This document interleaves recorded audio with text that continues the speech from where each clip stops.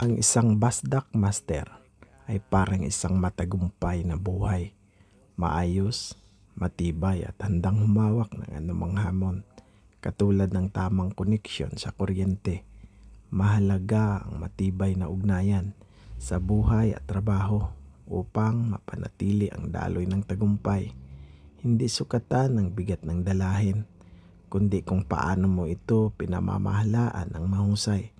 Tulad ng isang dekalidad na basdak, dapat tayong manatiling matatag, flexible at may kakayahang magdala ng kuryente tungo sa tamang direksyon. Ang tagumpay master ay hindi laging nakikita, ngunit tulad ng kuryenteng dumadaloy sa isang sistema, ito ang nagpapagana sa ating mga pangarap at layunin. Kaya huwag kang matakot sa hamon ng buhay master. Ituloy ang daloy, panatilihin ang tamang koneksyon, siguradong mararating mo ang tagumpay.